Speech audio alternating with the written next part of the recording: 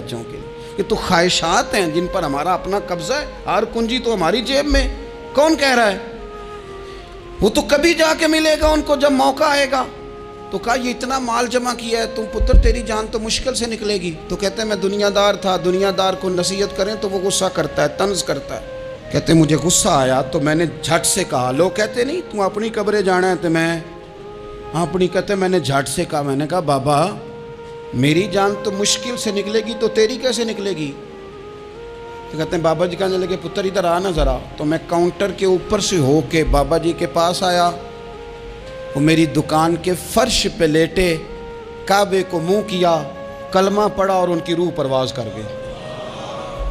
عرش فرشتے بانگاں ملیاں، مکے پہ گیا شور، بلے شاہ اسی نہیں مرنا، اے تے مر گیا ہی کوئی ہور، نالے وارث شاہ ہو کدوں مر دے جنہ کیتیاں نیک کمائیاں نے۔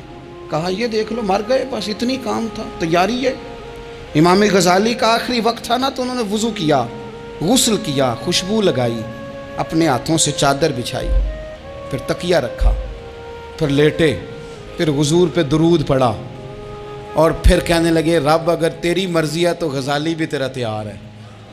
بس یہ جملے زبان پہ تھے اور روح پرواز کر گئی۔ موت کو سمجھے ہیں غافل اختتام زندگی، یہ ہے شام میں زندگی پھر صبح دوام میں زندگی۔ عزیز بھائیو، ہم نے نا بڑی آسائشیں جمع کر لی، بڑا کچھ اپنی عقل کے زور پر ہم نے اکٹھا کر لیا۔ نہیں ہمارا پروگرام، کسی سے پوچھ لیں صحت کیسی ہے تو عمر اگر اس کی بڑی اوپر بھی چلی جا رہی ہو، اب تو خیر سالگرہ میں آنے کا رواج ہر جگہ آ گیا ہے، ہم سے بھی لوگ پوچھتے ہیں کہ آپ بتائیں آپ کس تاریخ کو پیدا ہوئے تھے، تو میں کہتا ہوں کوئی کارنامہ سر انجام دے لینے دو پھر بتا دیں گے، ابھی تو کچھ کر نہیں سکے، کچھ بتائیں گے تو کچھ دن بھی منا لیں گے، ابھی تو لگتا ہے کہ بڑا وقت ضائع ہو گیا ہم سے۔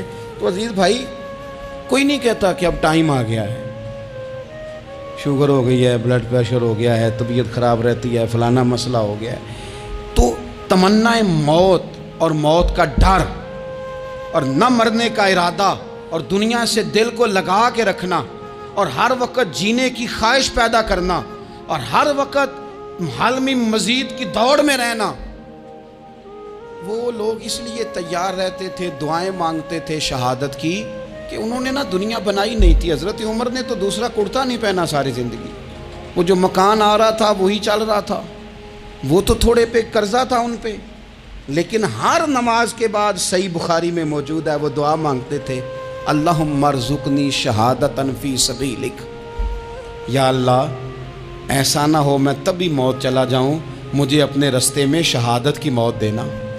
ہر نماز کے بعد دعا مانگی جا رہی، لیکن شہادت والی موت کی نہیں، شہادت والی موت، اللہم ارزقنی شہادتا فی سبیلک۔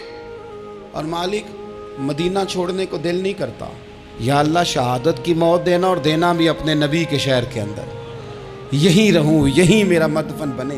اللہ نے انہیں موقع دیا۔ آپ دیکھیں نا ان لوگوں کا دل کرتا تھا۔ حضرت خالد بن ولید رضی اللہ تعالیٰ عنہ ساری زندگی میدان میں گزاری، پورے جسم میں 1 انچ جگہ باقی نہیں تھی جہاں زخم نہ ہو، ساری زندگی میدان میں رہے، لیکن آخری وقت روتے تھے، فرماتے تھے اس کی بے نیازی دیکھو، میں شہادت کے لیے میدان میں رہا لیکن شہادت میرا مقدر ہی نہیں تھی۔ اور پھر آخری وقت بھی فرمایا میرا گھوڑا، میرے کپڑے، میری زرہ، میری تلوار یہ کسی مجاہد کو دے دینا، چلو میں اب جہاد میں نہیں ہوں تو میرا سامان تو جہاد میں رہے، کسی مجاہد کو دینا۔ ان لوگوں نے جتنی محنت کی نا مرنے کے بعد کے لیے کی، مرنے کے بعد کے لیے، زندگی کا جو دوسرا پل ہے اس کے لیے کوشش کی، وہاں انہوں نے صدقات جمع کرائے، خیرات جمع کرائے، عبادات جمع کرائیں، حسن اخلاق جمع کرایا، اچھا سلوک جمع کرایا، انہوں نے آخرت کے بینک میں ڈھیروں مال جمع کرایا، وہاں ان کے مکان بک ہوئے، جنت میں ان کے نام کی بڑی بڑی جگہیں اللہ تبارک و تعالیٰ کے فضل سے طے کی گئیں، تو پھر انہیں وہاں جانے میں کوئی دشواری بھی نہیں تھی، انہیں کوئی مشکل نہیں تھی، وہ تیار تھے، لیکن چونکہ ساری محنت ہی دنیا کے لیے ہے، وہ جو خاص ایک آخرت پر مسلمان کا ایمان اور یقین اور تیقن تھا اس طرف ہمارا مزاج نہیں۔ آپ دیکھیے حضرت ملک الموت اسرائیل علیہ السلام نا حضرت ابراہیم علیہ السلام کی روح قبض کرنے کے لیے حاضر ہوئے، تو کہا جناب چلیے آپ کی روح لینے آیا ہوں۔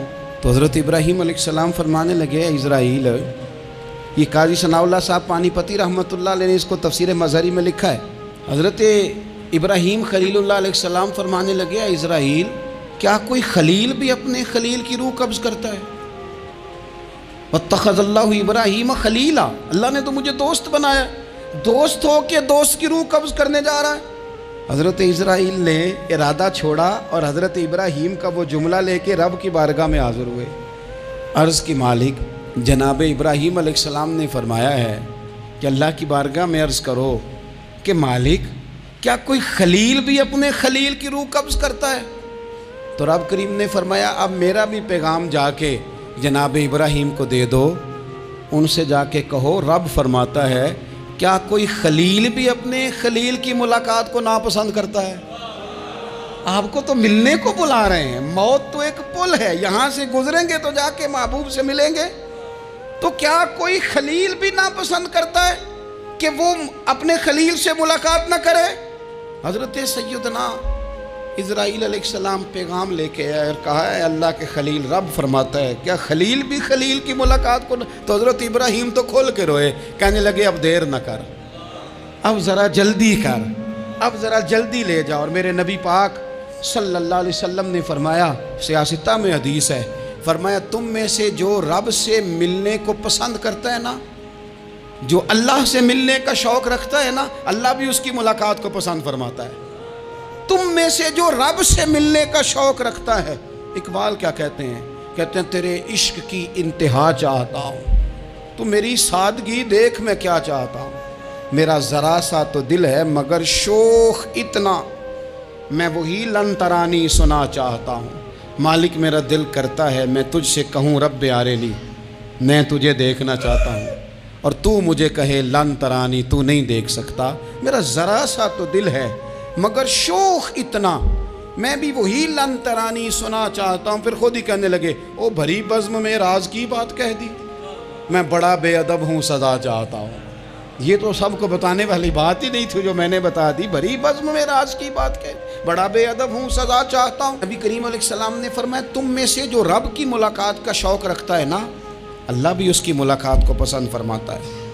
اور فرمایا تم میں سے جس کا رب سے ملنے کا شوق نہیں نا، اللہ بھی اس کی ملاقات کو پسند نہیں فرماتا۔ یہ سیاستہ میں حدیث ہے۔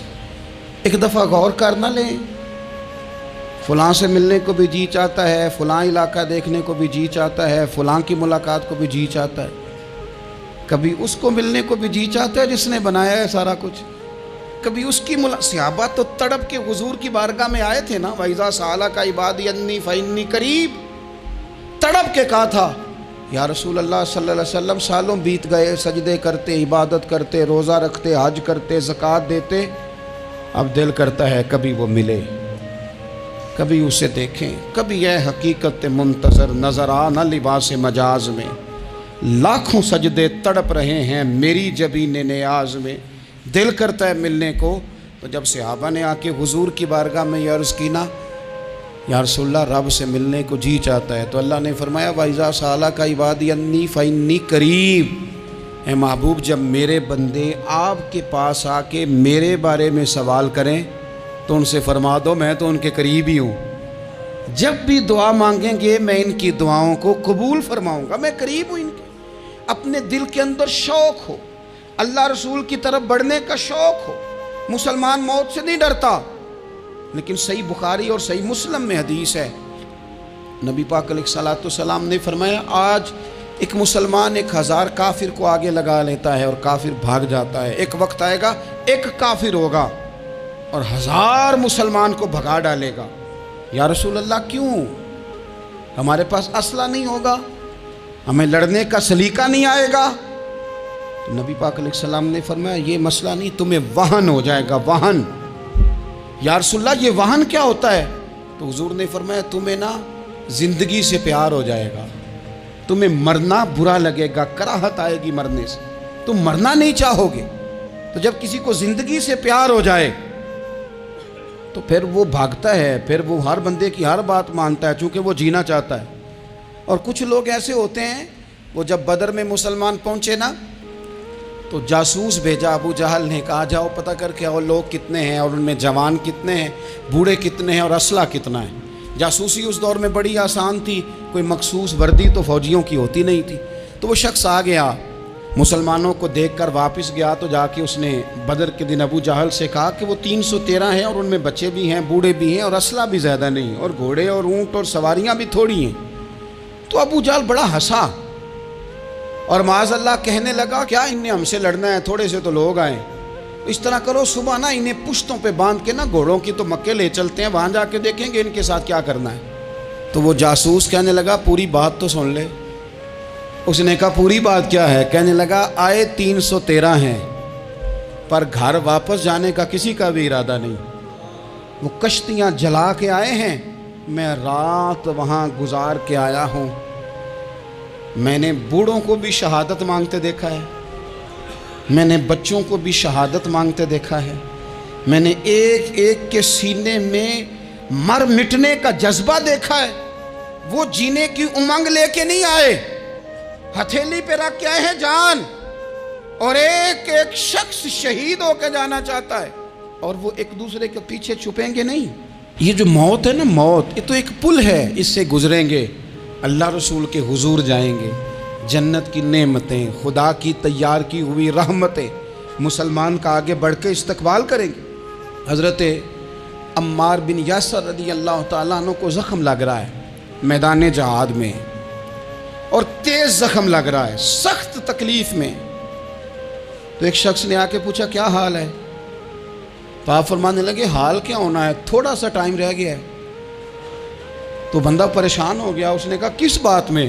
فرمانے لگے تھوڑا سا ٹائم رہ گیا ہے، بس میں نبی پاک سے ملنے والا ہوں اور حضور کے صحابہ سے ملنے والا ہوں۔ حضرت عمار بن یاسر رضی اللہ تعالیٰ عنہ کہنے لگے تھوڑا سا ٹائم رہ گیا، تھوڑا سا مرنا ہر کوئی آکھے تے میں بھی آکھاں مرنا، تے جس مرنے تھی خوشبو نہ آوے او مرنا کی مرنا، تے جس مرنے وچ سونا راضی اس مرنے تو کی ڈرنا۔ ایک گل رکھنا یاد کہ میرا جس دن ہووے مرنا، سب کچھ کرنا، سب کچھ کر کے میرا منہ روزے ول کرنا، شاید میرا آقا آوے میں دیدار حضور دا کرنا۔ فرمایا کہ وہ تو بالکل قریب آ گیا ٹائم۔ حضرت سیدنا بلال حبشی رضی اللہ تعالیٰ عنہ آخری وقت ہے، لوگ بڑا اس کا منظر جب بیان کرتے ہیں تو خوفناک بیان کرتے ہیں، اس طرح کا لہجہ اختیار کرتے ہیں کہ بات سن کے بندہ کانپ جائے۔ سیدنا بلال حبشی رضی اللہ تعالیٰ عنہ بالکل آخری وقت ہے، جانے کا ٹائم۔